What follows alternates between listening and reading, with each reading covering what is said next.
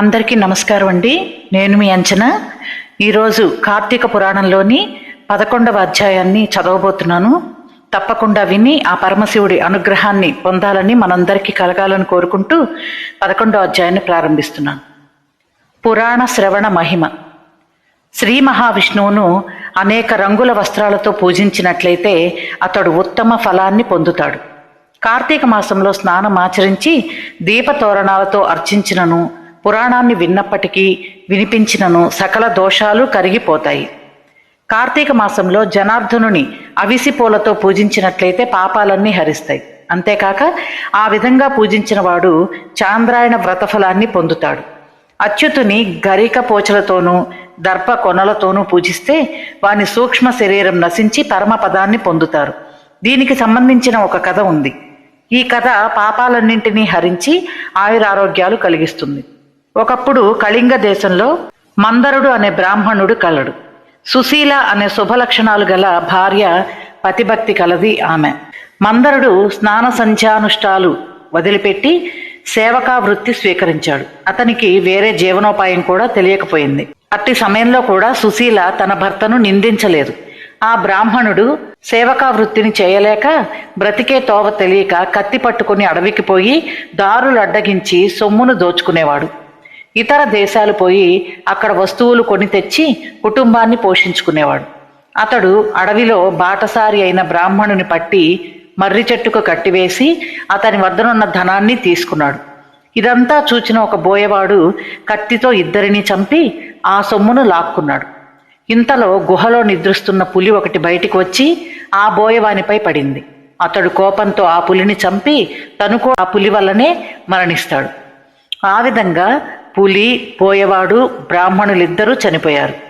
ఇంతలో యమదూతలు వచ్చి ఆ 4 జీవాలను తీసుకొని పోయి అనేక పాపాలతో కూడి దుఃఖాగ్ని తప్తులై ఉన్న ఆ బ్రాహ్మణుల్ని కారు చీకటితో కూడింది కణకణ కాగుతూ ఉన్న రక్తంలో నింపి క్రిమికీటకాదులతో కూడినదియును అమేధ్య భరితమును అయిన ఒక కూపంలో యమభటులు తోసివేశారు.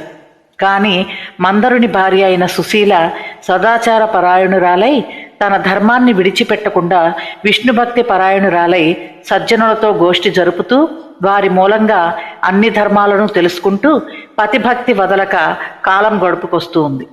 ఆమె అదృష్టం వలన ఒకనాడు ఆమె ఇంటికి ఒక సాధువు వచ్చాడు. అతడు సర్వదా విష్ణు నామాన్నే స్మరిస్తూ శ్రీ మహావిష్ణువు నామస్మరణ పూర్వకంగా నృత్యం చేస్తూ విష్ణుభక్తి అనే అమృతమును గ్రోలుతూ సకల ప్రాణుల యందు మాధవుని చూస్తూ కన్నులతో ఆనంద బాష్పాలు రాలుస్తూ తన్మయత్వం పొందుతూ ఉండేవాడు. ఆ సన్యాసికి సుశీల అర్ఘ్యపాద్యాదులిచ్చి ఆదరించి భిక్ష నొసగి, స్వామి, తమ రాక నా వంటి గృహస్థులకు అరుదు కదా, మా వారు ఇంటలేరు, నేనే అతనిని ధ్యానిస్తూ ఒంటరిగా కాలం గడుపుతున్నాను అంది. ఆమె మాటలు విన్న యోగి, సాయంకాలం విష్ణుదేవుని సన్నిధిలో పురాణమును చదవాలి, నేను ఒత్తి ఒకటి చేసి ఇమ్ము, నేడు కార్తీక పూర్ణిమ, ఈవేళ దీపదానం చేసిన వారి పుణ్యం ఏమని చెప్పను అని అతడు చెప్పాడు. యోగి చెప్పిన మాటలకు ఎంతో సంతోషించి ఇల్లు ఆవు పేడతో అలికి స్వస్తికము, సర్వతో భద్రము మొదలైన ముగ్గులు పెట్టి పత్తితో 2 వత్తులు చేసి ఆ సన్యాసి తెచ్చిన నూనెతో శ్రీమన్నారాయణునకు దీపారాధన చేసింది. దీప ప్రమిదను వత్తిని తాను ఇచ్చి సంతోషపడుతుండగా ఆ యోగి విష్ణువును పూజించి ఆత్మ పరిశుద్ధికి పురాణం చదువుచున్నాడు. తరువాత ఆ సుశీల ఇంటికి పోయి అందరినీ పిలిచి వచ్చింది. వచ్చిన వారితో కూడి తాను ఏకాగ్రత చిత్తముతో పురాణం విన్నది. తరువాత ఆ యోగి తాను వచ్చిన దారిని వేరొక గ్రామం వెళ్ళిపోయాడు. సుశీల భగవద్ధ్యానం చేత తత్వజ్ఞానం వలనను ఏ పాపాలు లేకుండగా మరణించింది.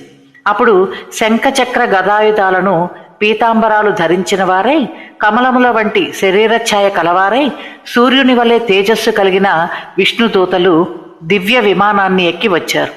ఆ విమానం రత్నములు, పగడములు, ముత్యాలు, అనేక రకముల పువ్వులతోనూ వింత వింత భూషణాలతోనూ అమూల్యమైన వస్తువులతోనూ అలంకరింపబడి ఉంది.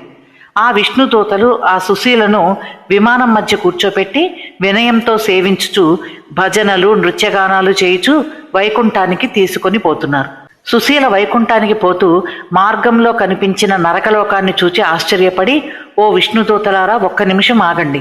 మా వారు భౌతిక దేహాన్ని విడిచిపెట్టి మరి ముగ్గురితో కలిసి అంధకూపములో పడి ఉన్నారు. దీనికి కారణం చెప్పండి అనను. ఆమె మాటలను విన్న విష్ణుదూతలు, ఓ పూజ్యురాలా, పాపాత్ముడైన నీ భర్త ఇతరులకు దాసుడై చెడ్డ పనులు చేస్తూ దొంగతనం వల్ల కాలం గడుపుతూ ఆచారాలను విడిచిపెట్టి చెడ్డ పనులతో జీవనయాత్ర సాగిస్తూ నరకం పొందాడు.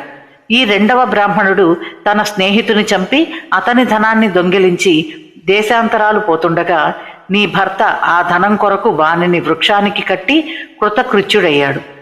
మిట్ట మధ్యాహ్నం ఒక బోయవాడు నీ భర్తను చంపి ఆ డబ్బును లాక్కున్నాడు. ఆ వేటగానిని పులి తన పంజాతో కొట్టింది. వాడు పులిని చంపాడు. పులిచే తిన్న దెబ్బల బాధతో వాడు మరణించాడు. బోయవాడు బ్రహ్మహత్య చేయడం వల్ల నరకంలో ఉన్నాడు. ఈ పులి అంతకు పూర్వజన్మలో ద్రవిడ దేశంలోని బ్రాహ్మణుడు. వాడు ఇది వినతగింది, ఇది వినకూడనిది అనే జ్ఞానం లేక మాంసాహారాలను భుజించడం వల్ల నరకం చేరుకున్నాడు అన్నారు. అప్పుడు ఆమె వారికి ఏ విధంగా నరకం నుండి విముక్తి కలుగుతుందని అడిగింది.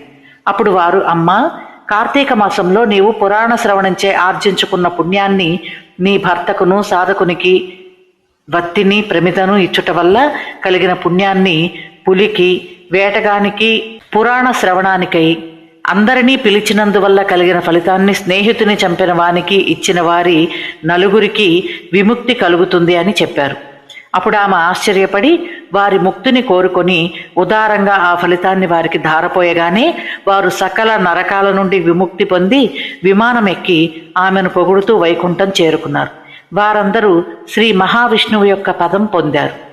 కార్తీక మాసంలో ఈ దివ్యమైన చరిత్రను వినువారికి తాము జన్మాంతరాలలో సంపాదించుకున్న పాపాలన్నీ నశించిపోతాయి. ఇది శ్రీ స్కాంద పురాణాంతర్గత కార్తీక మహత్యమందలి 11వ అధ్యాయం సంపూర్ణం. ఓం నమః శివాయ. సర్వే జనా సుఖినో భవంతు.